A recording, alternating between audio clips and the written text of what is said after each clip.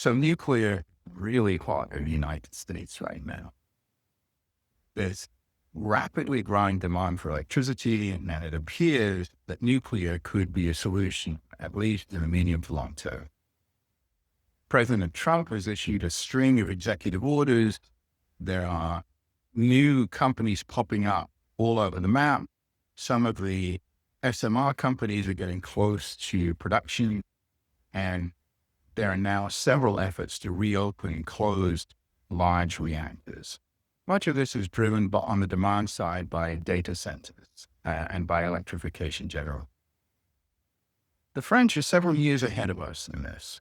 France is the most nuclear country in the world. 70% of its energy comes from nuclear, and it has a long track record in building and understanding nuclear reactors. So perhaps we can learn something. The French certainly learned something from their catastrophic effort to build a new kind of nuclear reactor in the first 2 decades of this century.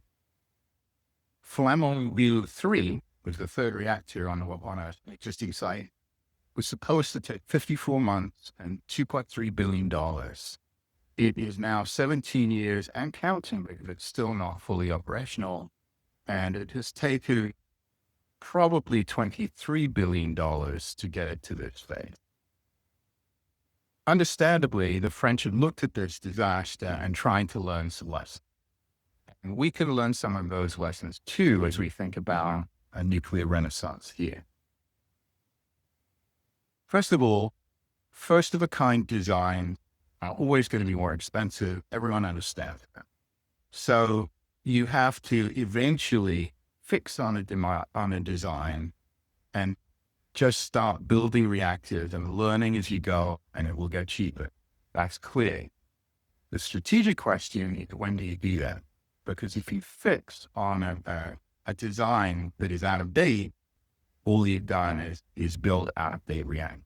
So it's a difficult decision. They've decided that they are going to go with what they call the ERP2 design, and they're going to build many of them. They're going to build 6 to start with, and then 8 after that, they hope.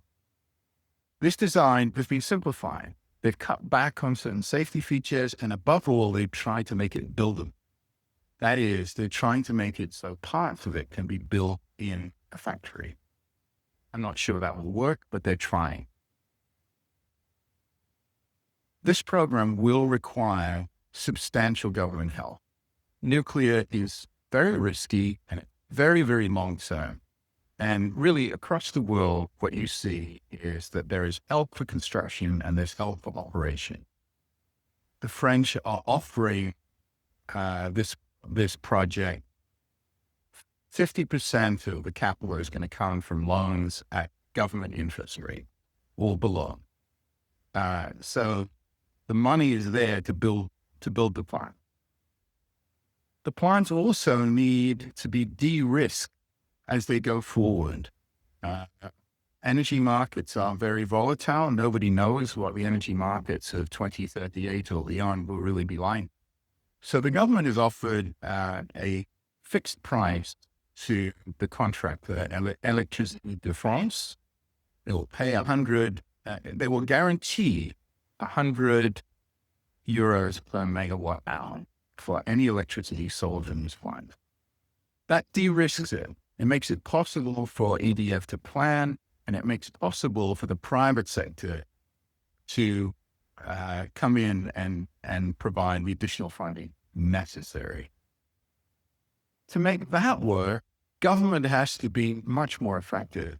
The Flamanville example was a disaster, cross-cutting influence from different agencies and different power centers of the government. So government now has a streamlined structure. President Macron himself is at the top, sitting at the head of the Nuclear Policy Council, which does strategy.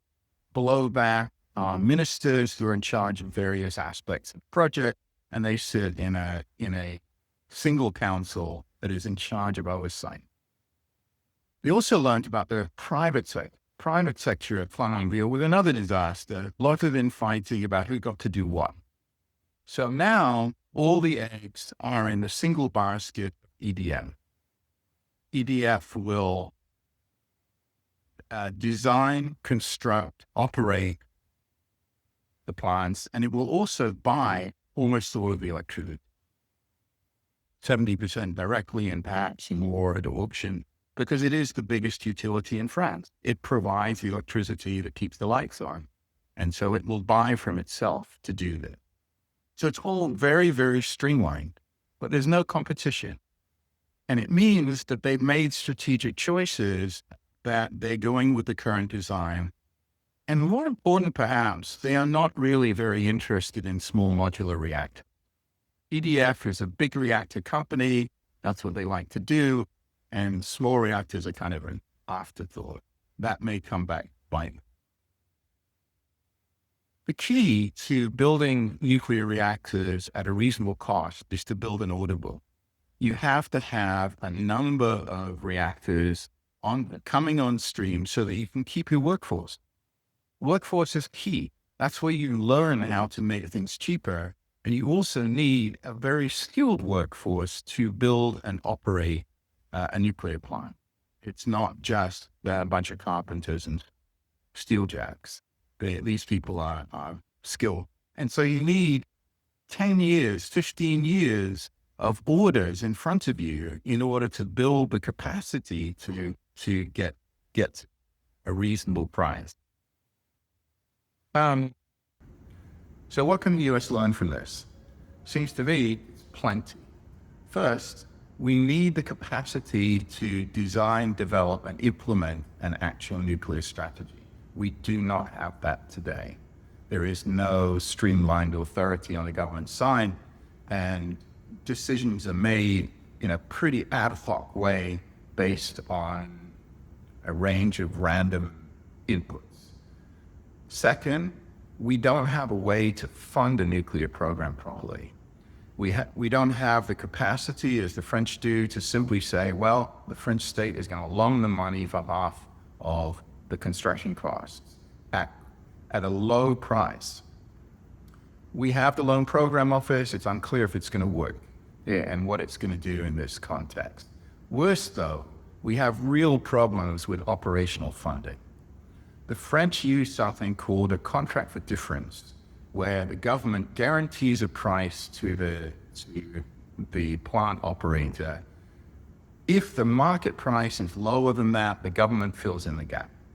And the French can do this because they impose a lot of taxes on electricity, and they can use that funding to fill the operating financing gap. We can't do that. And in part, we can't do it because the market looks so different. We have individual utilities buying individual plants scattered across America. That does not look like an order book.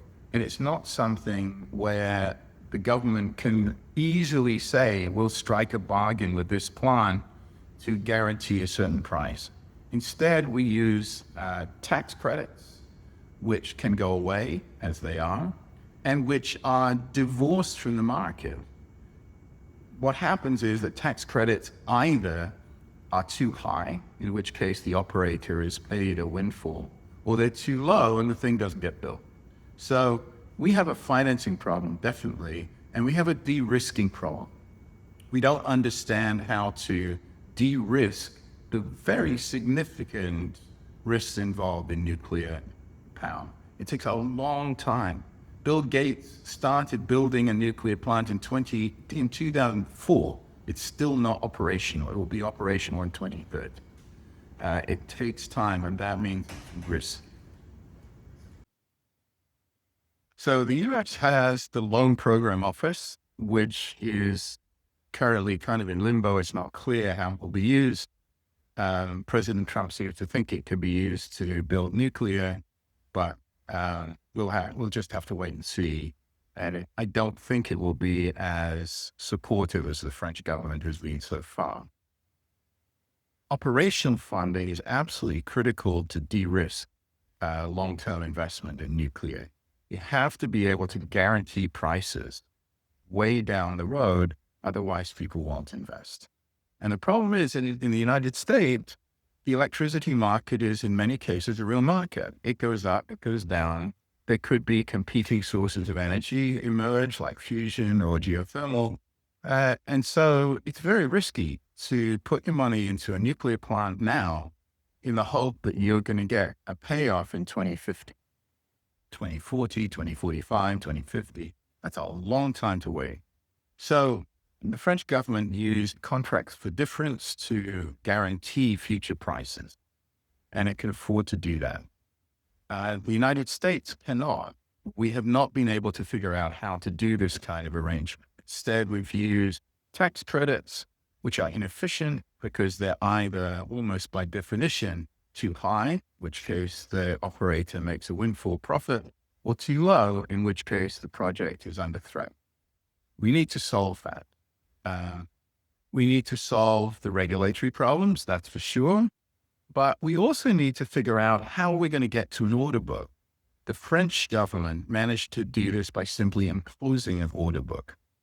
It bought 6 new reactors. We don't do things like that here. The utilities will each buy an individual reactor if they do. They won't buy 6. They might buy 1. And it's unclear whether a cluster of utilities could ever get together to do some kind of an order book. It seems extremely unlikely in the US, where regulators would look at this and see only risk and potential disaster for the people they're supposed to be protecting. So the order book problem is really difficult. And in many ways, this pushes us towards thinking again about small modular reactors, which are more flexible. You can get a smaller amount of money committed to get to an order book. And there are many more competing designs and ideas in the US right now. It is notable that France has put all its eggs in the big reactor basket. I think that's a mistake, and I think we can avoid that.